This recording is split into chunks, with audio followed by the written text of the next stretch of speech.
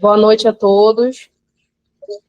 Vamos iniciar a nossa palestra de hoje. A leitura de harmonização é Velar com Jesus, do livro Caminho, Verdade e Vida. Nosso palestrante hoje é o nosso irmão Francisco. Deixa eu projetar aqui. Velar com Jesus. E voltando para os seus discípulos, achou-os adormecidos e disse a Pedro: Então, nem uma hora pudestes velar comigo? Está em Mateus, capítulo 26, versículo 40. Jesus veio à Terra acordar os homens para a vida maior. É interessante lembrar, todavia, que, em sentido à necessidade de alguém para acompanhá-lo no supremo testemunho, não convidou seguidores tímidos ou beneficiados da véspera, e sim os discípulos conscientes das próprias obrigações. Entretanto, estes mesmo dormiram, intensificando a solidão do divino enviado. É indispensável rememoremos o texto evangélico para considerar que o Mestre continua em esforço incessante e prossegue convocando cooperadores devotados à colaboração necessária. Claro que não confia tarefas de importância fundamental a espíritos inexperientes ou ignorantes, mas é imperioso reconhecer o reduzido número daqueles que não adormecem no mundo, enquanto Jesus aguarda resultados da incumbência que lhes foi cometida. Olvidando o mandato de que são portadores, inquietam-se pela execução dos próprios desejos, a observarem em grande conta os dias rápidos que o corpo físico lhes oferece. Esquecem-se de que a vida é a eternidade e que a existência terrestre não passa simbolicamente de uma hora. Em vista disso, ao despertarem na realidade espiritual, os obreiros distraídos choram sob o lápego da consciência e anseiam pelo reencontro da paz do Salvador. Mas ecoam-lhes ao ouvido as palavras endereçadas a Pedro. Então, nem por uma hora pudestes velar comigo? E, em verdade, se ainda não podemos permanecer com Cristo, ao menos uma hora, como pretendemos a divina união para a eternidade? Tem mais? Não, finaliza. Então, vamos nos concentrar, pedir a Jesus que nos auxilie na noite de hoje, auxilie o nosso irmão Francisco, que através dele que possamos entender os ensinamentos do Cristo. Muito obrigada, Senhor, e que assim seja.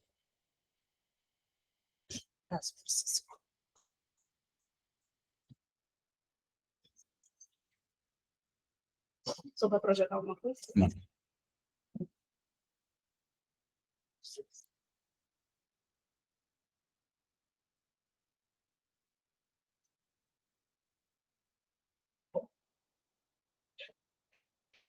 Ansioso.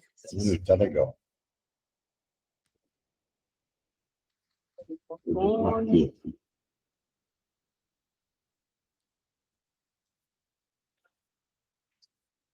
Boa noite a todos, os que se encontram presentes aqui no nosso recinto e aos que estão à distância nos acompanhando de forma virtual. Hoje nós vamos conversar sobre a lei de igualdade, que está no Livro dos Espíritos, uma das leis morais, com o título Iguais no Amor de Deus e Diferentes nas Aptidões. Partindo, então, do princípio do que foi lido aqui, a nossa irmã Caritas leu na mensagem Velar por Jesus, ela leu assim: Jesus veio à Terra acordar os homens para a vida maior. E realmente esse foi o trabalho, porque, como nós estamos encarnados, a gente se vê como apenas um espírito encarnado. Mas, em realidade, nós somos o imortal espírito que vai viver indefinidamente. Nunca mais nós vamos parar de viver. Desde que nós fomos criados por Deus, nós vamos ter diversas existências de aprimoramento e vamos viver infinitamente, ou seja, não vamos mais acabar. há uma distinção que se faz entre espírito imortal e Deus eterno. Às vezes a pessoa usa a expressão eterno, mas eterno só é Deus. Eterno é aquele que sempre existiu, que não teve começo nem teve fim. Nós somos imortais, porque nós tivemos começo. Deus nos criou como espíritos, nós tivemos um começo. Agora, somos imortais porque nunca mais o espírito morre. Quem assiste às mediúnicas é prova, é testemunha disso, né? O espírito se comunicando, e já viveu e contando a experiência que ele teve. Então, a gente sabe com exatidão que o espírito pode se comunicar mesmo depois de não estar mais nessa dimensão da vida. Muito bem. Então, hoje nós vamos conversar exatamente sobre essa tarefa que nós temos de crescimento na vida espiritual. Deus criou todos iguais. Perante Deus, todos os homens são iguais e tendem para o mesmo fim, pois Deus fez suas leis para todos. Então, nós todos somos iguais, não tem distinção para Deus, todos nós nascemos simples e ignorantes. Isso está no Livro dos Espíritos, vocês já devem ter lido isso, porque os Espíritos repetem bastante isso, né? Todos os Espíritos estão submetidos às mesmas leis da natureza. Todos nascem igualmente fracos. O que é nascer igualmente fraco? É porque nós nascemos, o bebê é frágil, né? Então, todos nós nascemos frágeis. Os grandes lutadores, os grandes boxeadores, os campeões de MMA e essas coisas, eles nascem crianças frágeis. Todos nós nascemos frágeis. Então, todos nascemos iguais, igualmente fracos, assim, frágeis, acham-se sujeitos às mesmas dores. Interessante isso, né? Todos estão sujeitos às mesmas dores. Pode ser riquíssimo em dinheiro, mas passa a mesma dor. Eu estava conversando ainda há pouco com os presentes aqui sobre o tempo da Covid, em que eu fui submetido a um tratamento, tendo em vista que fui acometido pela Covid. E, na época, faltava oxigênio. Acho que vocês lembram bem dessa época trágica, não tinha nem oxigênio. Eu fui levado para o Hospital Adventista. E lá não tinha vaga e eles estavam colocando no pátio, algumas tendas, improvisando algumas tendas para receber as pessoas. E colocavam uma maca dessas de campanha, que os militares usam em campanha, colocavam aquela maca e a gente ficava lá na maca, e feliz de quem podia ter um pouco de oxigênio para respirar. Aí foi que eu fiquei examinando, naquele momento eu fiquei examinando como nós somos iguais. Porque chegou um juiz e o juiz não tinha vaga igual para todo mundo, ele ficou numa maca perto da minha lá. Então, a gente fica verificando que tanto faz o rico como o pobre, o poderoso como o menos poderoso, nós somos iguais. Nascemos simples e ignorantes, diz aqui, e achamos sujeitos às mesmas dores.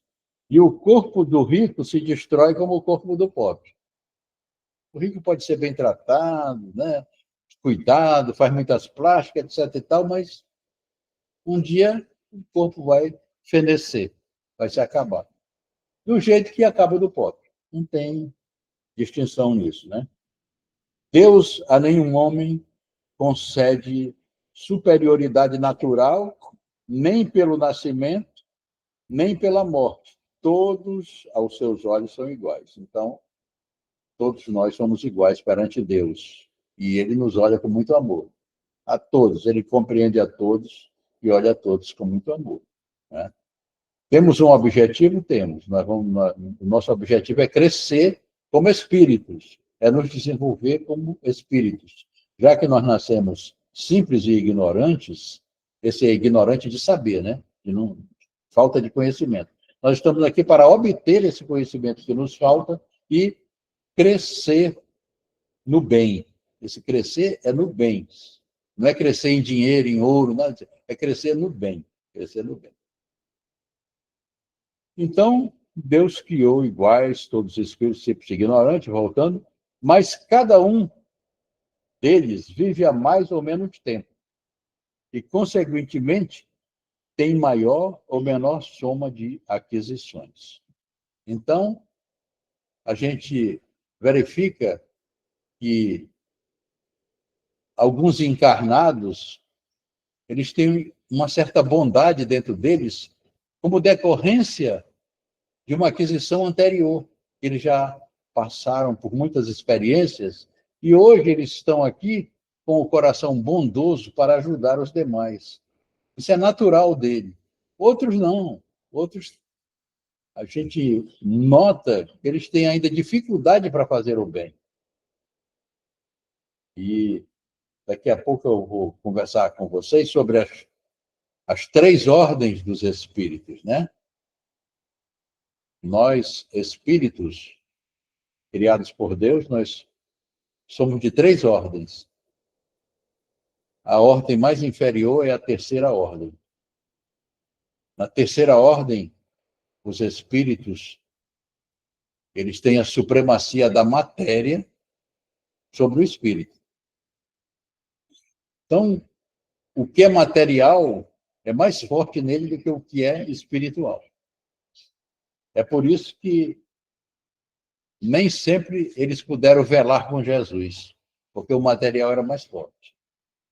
Já Jesus não. Jesus era da primeira ordem, a categoria dos espíritos puros. Então, Jesus estava em constante comunhão com Deus, o Pai, né? Então, nós não, nós somos da terceira ordem, nós todos aqui. Embora cada ordem ela tenha escalas. Por exemplo, nós somos da terceira ordem, mas tem dentro da terceira ordem aqueles que estão mais inferiores e aqueles que estão caminhando para a segunda ordem. A segunda ordem é a dos bons espíritos. Os bons espíritos, que são da segunda ordem, eles têm supremacia do espírito sobre a matéria. Enquanto nós da terceira ordem temos a supremacia da matéria sobre o espírito, eles têm do espírito sobre a matéria. Esses são os bons espíritos. E eu lembro que Saulo de Tarso, ele era da terceira ordem. Ele tinha a supremacia do material sobre o espiritual. Hoje, ele é um bom espírito. Ele é bom espírito. Ele ainda não é espírito puro? Ainda não. Ainda não é espírito puro. Da comunidade de espírito puro é Jesus e outros. Mas ele está dentro da gradação dos bons espíritos, bem na portinha dos espíritos puros. Ele vai ser um espírito puro. O espírito puro, ele não tem nenhuma dependência da matéria. Ele é totalmente espiritual. Ele vive a vida espiritual, completamente. Imagina Jesus, quando teve que voltar para cá, ele da comunidade dos espíritos, ter que encarnar aqui. Evidentemente que ele teve alguma dificuldade para encarnar, porque ele teve que se reduzir de novo para pegar um perispírito aqui, embora fosse o melhor que tinha, mas com dificuldades, porque ele é espírito puro. Ele sofreu bastante, mas reencarnou e cumpriu a missão dele aqui, que era exatamente, como ele diz aqui, Jesus veio à Terra acordar os homens para a vida maior, que é a vida espiritual. E nós estamos, todos nós, nessa caminhada. E ele veio exatamente para nos alertar, para nos acordar. Tinha muita coisa que ele não podia dizer porque a gente não compreende. E, como o próprio Kardec disse, você não pode pegar uma criança e ensinar para ela a equação de segundo grau, porque ela não vai aprender, não é a época. Mas depois de um certo estudo preliminar que ela venha tendo, ela vai chegar no ponto que aquele é o momento dela aprender a equação do segundo grau. Ela vai aprender. E daí para frente, segue no seu aprendizado. Nós estamos aqui. Nós estamos aqui. Uns estão fazendo o primário, outros estão no secundário, outros estão no estudo superior, e assim vai. A gente vai levando nessa jornada terrena com a ajuda do amigo Jesus. Então, a diferença entre os espíritos está na diversidade de grau de experiência alcançada e da vontade com que agem. Vontade que é o livre-arbítrio. Isso é muito interessante. Daí o seu aperfeiçoamento, uns mais rápido do que outros, o que lhe dá aptidões diversas. Isso é interessante pelo seguinte, porque a gente nota que há pessoas que espiritualmente estão mais adiantadas. E esses que estão mais adiantados ajudam bastante no progresso dos que estão um pouco mais atrasados, mas desde que queira, porque nós não podemos forçar ninguém, primeiro, a aceitar que é espírito, porque tem, ainda hoje, muita gente que não aceita o espiritismo, né? Tem muita gente que ainda hoje acha que a vida é uma só. Morreu, acabou-se. Ainda pensa isso. Mas depois a alma dele se comunica, como nós já recebemos em algumas comunicações mediúnicas, dizendo, olha, agora eu constatei realmente que a sobrevivência do espírito, aí ele sofre por isso, porque não soube aproveitar a vida, e fica pedindo uma nova oportunidade a Deus para que ele possa voltar aqui e fazer tudo diferente, fazer tudo melhor. Aí ele volta. Aí, quando ele volta aqui, ele tem um esquecimento do passado. A gente tem o esquecimento do passado. E nesse esquecimento do passado, ele começa a errar de novo, né? Porque a matéria se sobrepõe ao espírito, e ele está na matéria. Aí ele começa a errar de novo, pela preponderância que a matéria tem. E temos ainda a propensão ao mal. Eu sempre falo sobre isso nas palestras. O que é a propensão ao mal? É que nós somos mal? Não, não. Nós não somos mal, mas a gente tem propensão ao mal. Aí eu conto a história do Santo Agostinho. Não sei se eu contei para vocês. Aquela história do Santo Agostinho. Santo Agostinho tem um livro chamado Confissões. E ele, nesse livro tem a história dele. Quando ele tinha 16 anos de idade, ele era terrível, Santo Agostinho. É natural que 16 anos você está ainda adolescente ainda e tal, e a gente cometa algumas coisas que são próprias da adolescência. Mas era interessante porque ele, na casa dele, ele tinha um quintal muito grande, cheio de uvas e peras. Lá onde ele morava se cultivava uvas e peras. A vizinha dele também tinha um quintal onde ela cultivava as peras. Aí o que ele acontecia? Ele chegava às 6 horas da tarde para 7 horas da noite, aí ele resolvia comer, pular o quintal e ir lá para a vizinha, roubava as peras da vizinha e vinha comer. Aí quando passava aquilo tudo, que ele começava a refletir, ele dizia, meu Deus, eu tenho tanta pera aqui em casa, por que eu faço isso? Por que eu vou... Aí isso se chama propensão ao mal. A gente tem essa propensão ao mal. E a gente tem que se livrar dessa propensão ao mal. Ora, hoje Santo Agostinho é um santo canonizado pela Igreja Católica e é um bom espírito que faz parte da codificação espírita. Então, ele é considerado bom espírito. E bom espírito perto do espírito puro. Ele já está bem próximo de espírito puro. Ele, Paulo, São Paulo, esses santos todos são bons espíritos, tão próximos de serem. Mas passaram pela fieira do mal, como nós estamos passando. A gente aqui tem uns que adquiriram mais experiência, que estão mais na frente, outros não. Mas é importante que cada um tenha a sua aptidão para fazer o que for possível, né? Necessária é a variedade das aptidões, a fim de que cada um possa contribuir para a execução dos desígnios da providência no limite do desenvolvimento de suas forças físicas e intelectuais. O que um não faz, faz o outro. Assim é que cada um tem o seu papel a desempenhar. Isso é do Livro dos Espíritos. Então, o que ocorre? São diversas as aptidões. eu conversava com vocês que eu faço muitas palestras em várias casas espíritas. Eu não me nego de ir a nenhuma casa espírita. E tem uma lá no Cacau Pereira. Ela chama CEPAC, Centro Espírita Paz, Amor e Caridade. CEPAC. E eu faço lá.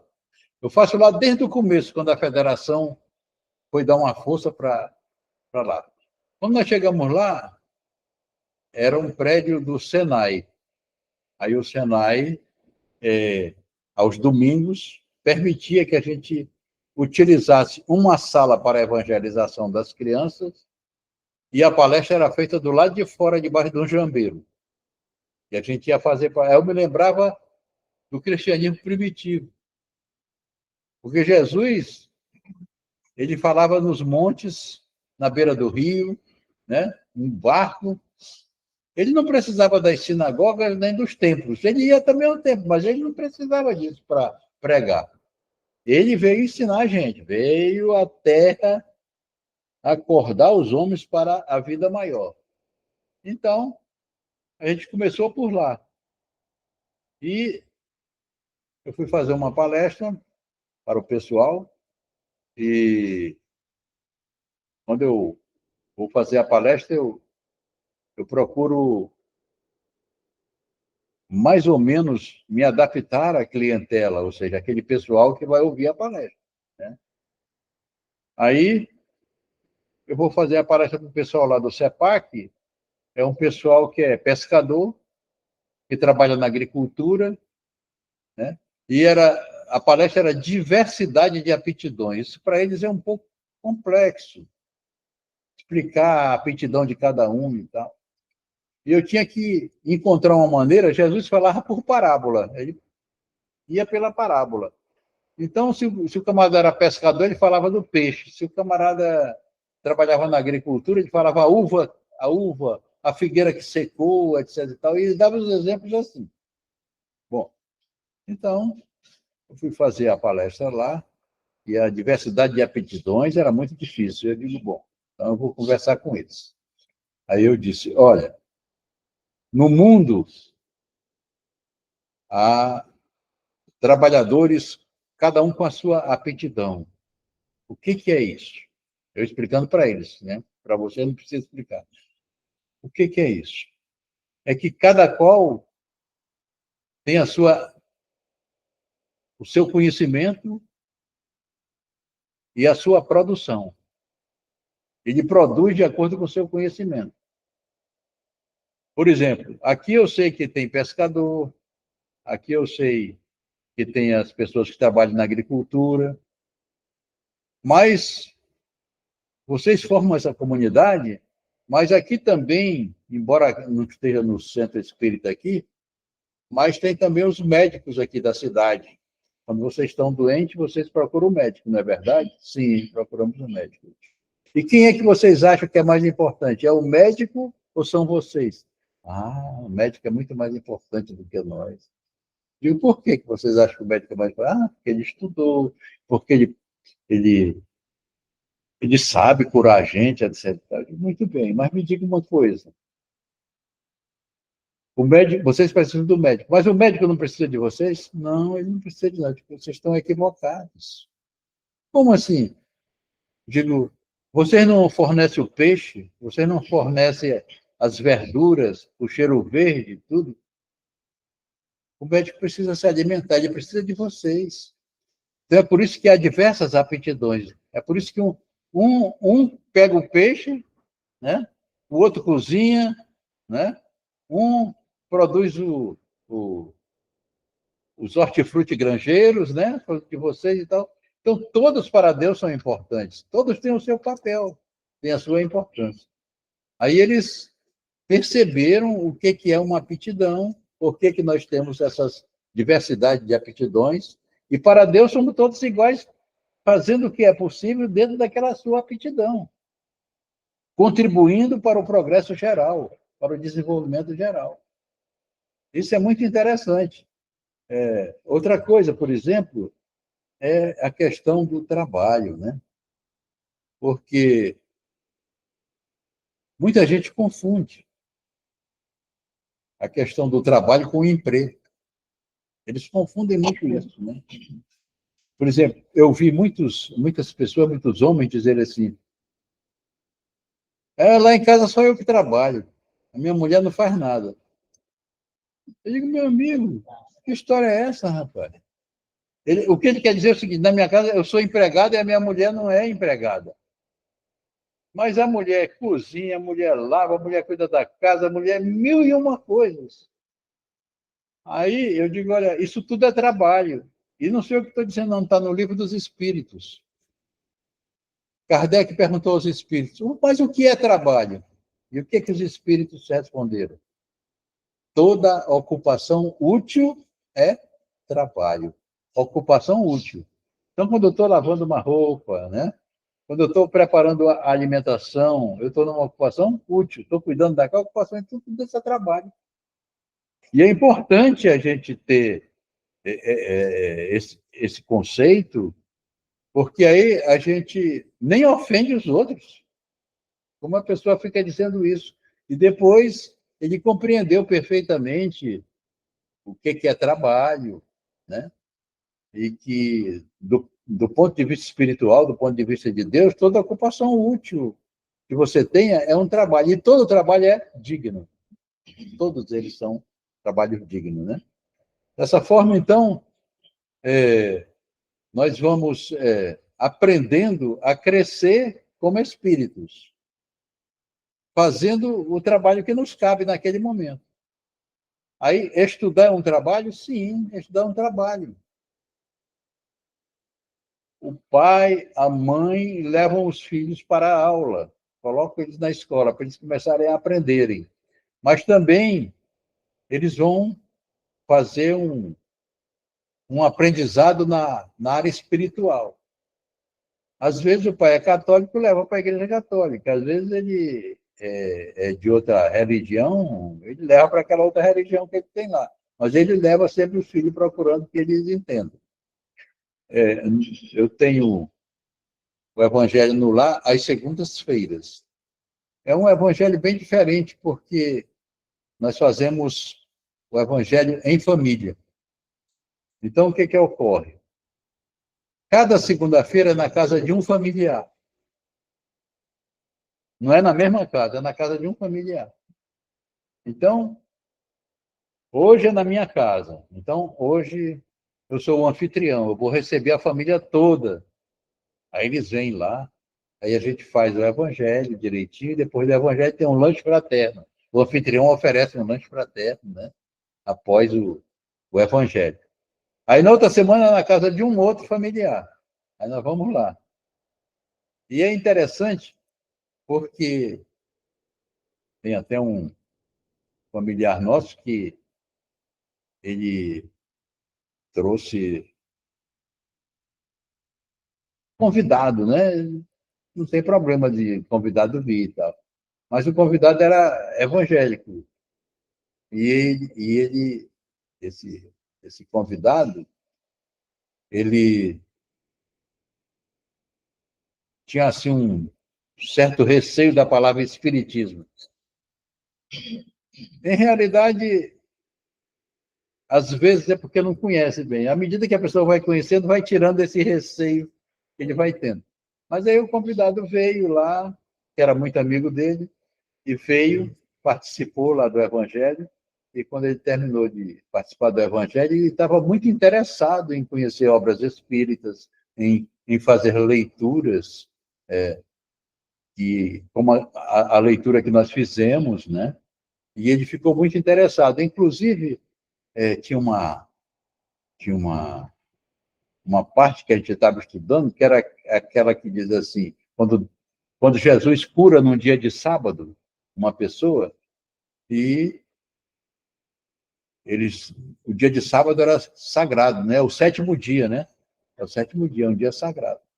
Então, os adventistas do sétimo dia, eles não trabalham no sétimo dia, que é de 18 horas de sexta-feira até 18 horas do sábado. É o sétimo dia, eles não trabalham. Eles cumprem, dão uma interpretação rigorista e cumprem isso aí. Não, é o dia do Senhor, não trabalho. Muito bem. Aí, Perguntaram a Jesus, por que você curou num sábado? Aí Jesus disse, meu pai trabalha o tempo todo e eu também trabalho. O homem não foi feito para o sábado é que foi feito para o homem. E aí, nós lemos a mensagem e começamos a fazer as interpretações e tal, e ele ficou um pouco assim, pensativo com relação a isso, porque foi Jesus que disse, tá, e ele conhece, ele acompanha a palavra, como ele diz, nós somos cultores da palavra. E a palavra é de Jesus, está lá. Meu pai trabalha o tempo todo e eu também trabalho. Então, ele ficou reflexivo, foi muito interessante. E hoje ele frequenta mais assiduamente as nossas religiões com convicção, com convicção. E nós não fazemos prosélitos, né? A gente não quer rebanhar ninguém. Olha, venha para cá ser espírita.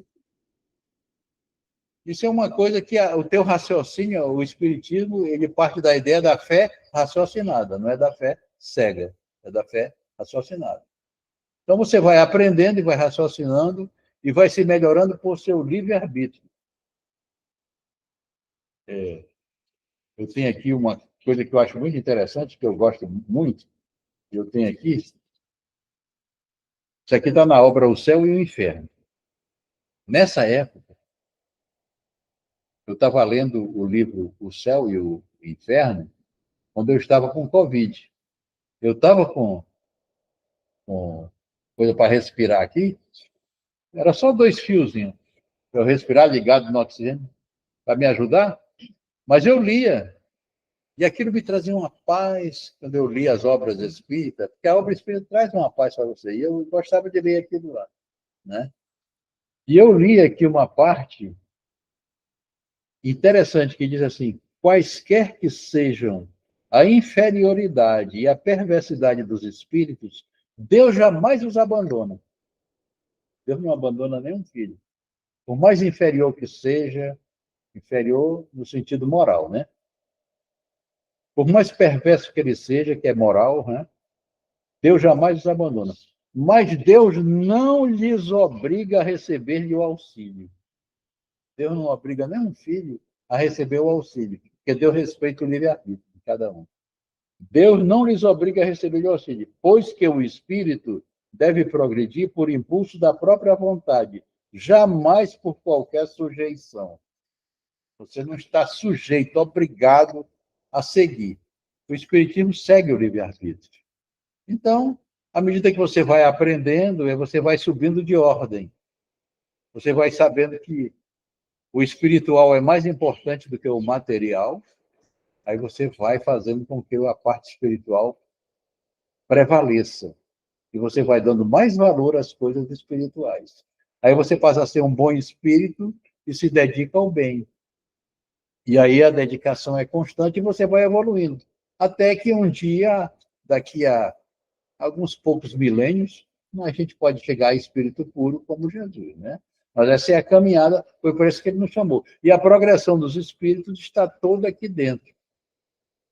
A cada um compete aprender isso aí, aos poucos. Mas por si, ninguém é obrigado, de maneira nenhuma. Não há obrigação nenhuma. Aí nós vamos evoluindo e nós vamos evoluindo também de mundo. O nosso mundo agora está propenso à regeneração. Já tem muita gente regenerada no nosso mundo.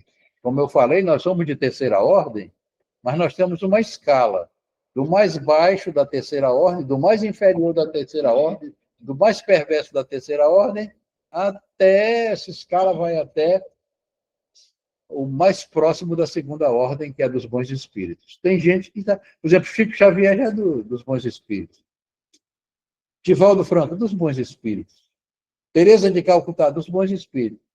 Não importa se um é freira, se um é padre, se um é pastor, se um é... Não importa. O que importa é o espírito. O que ele é. Porque Jesus não veio aqui fundar nenhuma religião. Não existe nenhuma religião que ele veio fundar. Ele veio explicar para nós isso aí. que nós somos espíritos, filhos de Deus, e devemos trabalhar para o bem, e que o que salva não é nenhuma igreja, nenhuma religião. O que salva a gente é a caridade. Fora da caridade, não há salvação. Então, nós temos aprendido isso durante a nossa jornada terrena, e como espíritas, estamos tentando ser homens de bem, trabalhando na caridade com as nossas deficiências ainda, mas aprendendo aos poucos. Não queremos converter ninguém, mas nós conversamos para o bem, nós damos conselho para o bem. Há muitas pessoas que aproveitam os conselhos para o bem e, com isso, começam a refletir e a crescer. É muito comum a gente ouvir dizer que o espírita, quando não vai pelo amor, vai pela dor. Isso é muito comum, né? Os espíritas conhecem muito bem essa frase. E ela deriva exatamente do conhecimento que a gente vai tendo. À medida que a gente vai tendo conhecimento, a gente vai procurando as portas do amor. Quando a gente não tem o conhecimento, a gente vai pelas portas da dor. É muito comum a gente ver nos hospitais a pessoa sofrendo. Às vezes a mãezinha tem um filho ainda jovem que se mete pelo mau caminho, ela diz: meu filho, saia dessas companhias, abandone isso aqui, procure o lado bom, vá para uma igreja, qualquer uma igreja. A igreja prega sempre o bem. Vá para uma igreja, procure Jesus, procure o lado bom e tal. E o filho não liga para aquilo. Ele começa a se meter em certas coisas e, às vezes, ele é esfaqueado numa festa dessa, num negócio desse onde ele se mete, aí vai para o hospital. Aí lá vem a mãezinha dele, né, de todo esfaqueado e tal. Mas naquele momento de dor, ele começa a repetir: ai, meu Deus, se eu tivesse ouvido a minha mãe, né, eu não tinha passado por isso. Se eu não me metesse nisso, eu não tinha passado por isso. Então você começa a refletir. E é nesse momento que você começa a refletir que você recebe o auxílio dos bons espíritos. Aqueles que estão ali dizendo: meu filho, tome boas resoluções, mude. Você veio aqui para praticar o bem. Nós todos viemos para praticar o bem, para produzir aquilo que nós podemos produzir no sentido do bem. Essa é a nossa missão como espíritos. Estamos aqui em progresso. Temos que compreender o outro. O espírito André Luiz, ele fala sempre assim: quando eu vejo alguém cometendo algum erro, eu não critico. Eu só penso assim: eu também já fui assim quando eu não tinha experiência. Não é verdade? Quando a gente já foi assim também. Quando eu não tive experiência, eu também cometia meus desatinos. Agora que eu tenho alguma experiência, eu estou melhor. Muito bem. Então, essa é a progressão dos espíritos. Estamos progredindo da terceira ordem para a segunda ordem. Uns numa escala mais adiantada, outros mais atrasada, mas estamos aí, num processo de regeneração.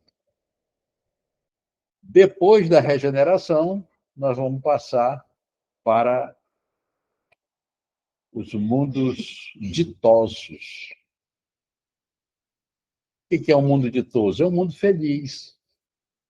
O mundo feliz é aquele mundo onde só pessoas boas habitam. Só habitam os bons espíritos. Onde só habita bom espírito, só tem coisa boa. Porque só tem os bons. A Terra, quando estiver próxima de ter só bons espíritos, suponhamos que nós tenhamos 90% de bons espíritos e 10% não querem mesmo se modificar. Aí eles vão desencarnar e não voltam mais para a Terra, né? Vão ser exilados da Terra e Deus vai colocá-los num outro plano para que eles possam aprender nesse outro plano, nessa terra atrasada que eles vão voltar, eles vão aprender de novo a caridade, a necessidade de ensinar aos outros aquilo que eles já sabem, porque aprenderam aqui na Terra. Então, é possível que eles não estejam sozinhos, porque Deus não abandona. Mas nós aqui, na Terra, os 90% vão ser bons. E como bons, nós vamos ter outros procedimentos, porque nós estaremos no mundo venturoso, o mundo dos bons. E aqui eu tirei do Evangelho essa parte que eu gosto sempre de ler, porque isso traz para mim uma certa aventura também. Nesses mundos venturosos, que é o que vem depois da regeneração, as relações entre os povos são sempre amistosas. Não existe guerra. O homem não procura elevar-se acima do homem, mas acima de si mesmo, aperfeiçoando. Então, o homem não quer pisar em cima do outro. Não quer ser melhor, mostrar que ele é melhor e pisar em cima do outro. Ele quer se aperfeiçoar para ser melhor do que ele que foi ontem.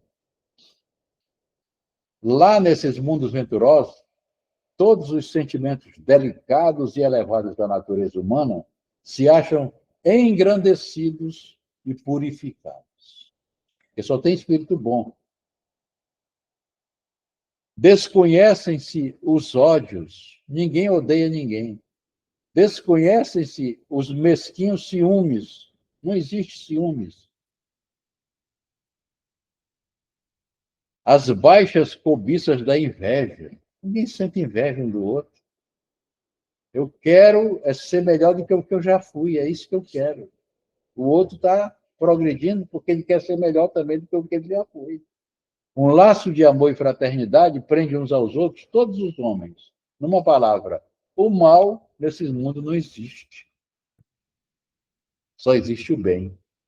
Se vocês lerem no livro A Gênese, tem uma parte que diz, para que na Terra, isso aqui está a Gênese, a geração nova. É a Gênese do Espiritismo, viu? Está escrito assim, para que na Terra sejam felizes os homens, preciso é que somente a povoem espíritos bons, encarnado e desencarnado, e que somente ao bem se dediquem. Então, é isso que eu acabei de falar. Só espírito bom e que só se dedica ao bem, tanto nesse plano como no plano espiritual. Então, é esse mundo venturoso que eu acabei de ver. Não tem ódio, não tem ciúme, não tem inveja, ninguém quer fazer o mal para ninguém, só existe o bem. A progressão dos espíritos é esta. A luta nossa deve ser esta. Vamos procurar enveredar por esse caminho. Não queira ser melhor do que o outro. Não queira ser palestrante melhor do que o outro. Não se preocupe com isso, né? Nós temos, dentro da doutrina espírita, excelentes palestrantes. Cada qual traz a sua contribuição. Mas nós temos o palestrante pequenininho que vai lá para aquele recanto afastado, onde muitos outros nunca chegaram lá. Aí ele vai lá começar a dar os princípios da doutrina espírita para aqueles que estão lá afastados, muito distantes. Eu fiz isso muitas vezes e faço ainda até hoje. Fui a lugares muito afastados. Agora, a Federação Espírita está trabalhando com a Caravana da Fraternidade, ela levando para o interior a mensagem espírita. Isso partiu do momento em que houve uma mensagem do Marechal Rondon, que foi um pacificador da área amazônica, e ele deu uma mensagem dizendo que os trabalhadores do bem, do espiritismo, levassem o espiritismo para os irmãos que estão no interior, que estava muito afastado disso. Então, tem a caravana da fraternidade e o pessoal da federação, junto com o pessoal da fundação e outros de outras casas espíritas, vão. Eles começaram indo para Itapatiara, que era aqui perto, lá tem o Centro Espírita Maria Dolores.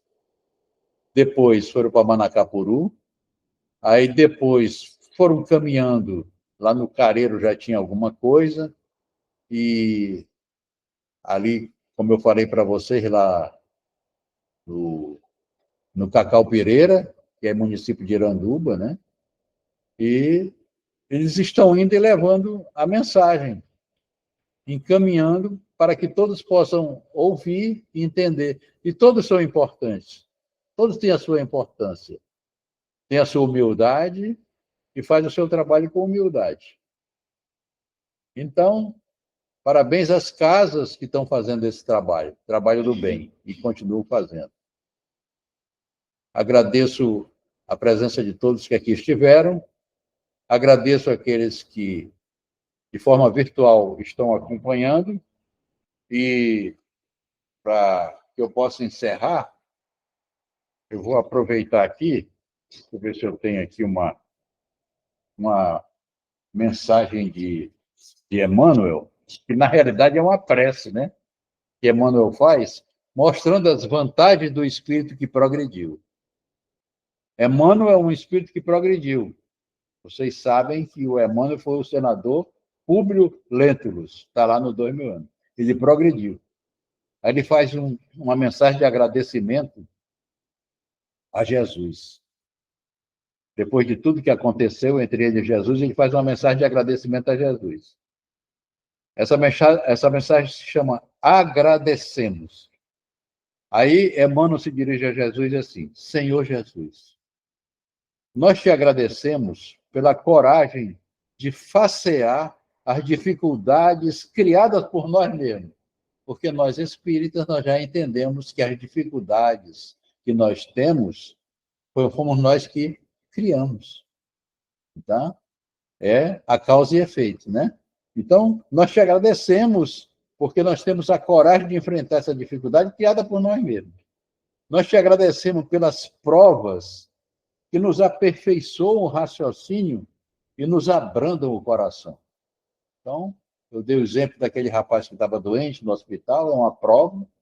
Eu dei o exemplo meu mesmo, que eu tive no hospital lá, passando, é uma prova também, né? Nós te agradecemos pela fé na imortalidade. Nós não morremos, né? Então, te agradecemos pela fé na imortalidade. Quem acredita na imortalidade? Nós todos acreditamos. Te agradecemos pelo privilégio de servir, ou seja, estamos servindo ao outro. De alguma forma, nós servimos ao outro. Uma boa palavra, né? Basta uma boa palavra, você já está servindo o outro. Te agradecemos pelo dom de saber que somos responsáveis pelas próprias ações. Ou seja, nós somos responsáveis por aquilo que nós fazemos, pelo nosso livre-arbítrio. Te agradecemos pelos recursos, nutrientes e curativos que trazemos em nós. Nós temos esses recursos, né?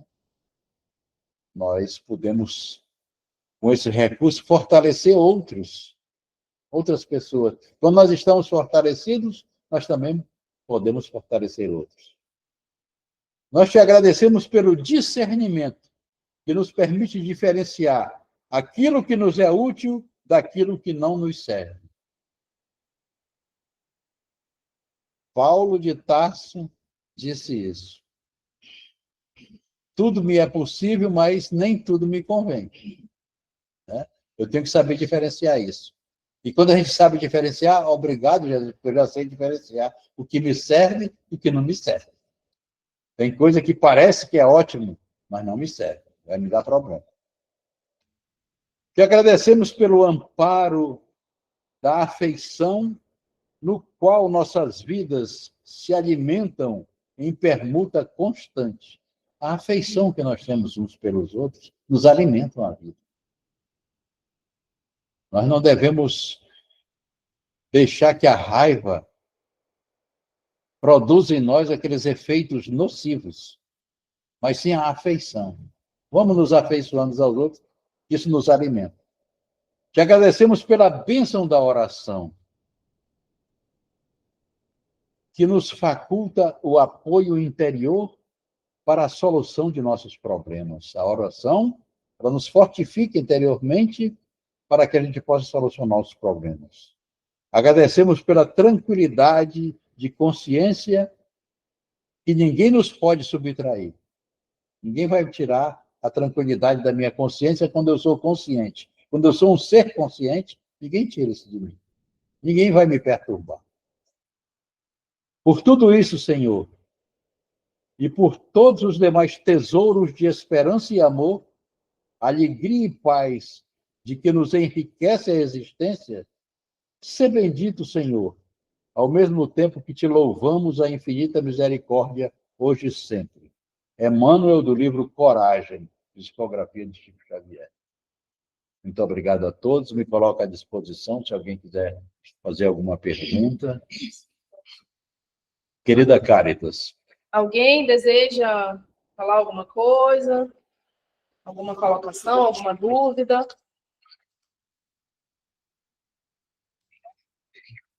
Então, agradecemos a participação do nosso irmão Francisco. Não, pode ficar. Eugênio ainda está na sala? Acho que não, acho que ele saiu. A senhora pode fazer a prece, dona Zilda? Por A favor. senhora quer fazer aqui?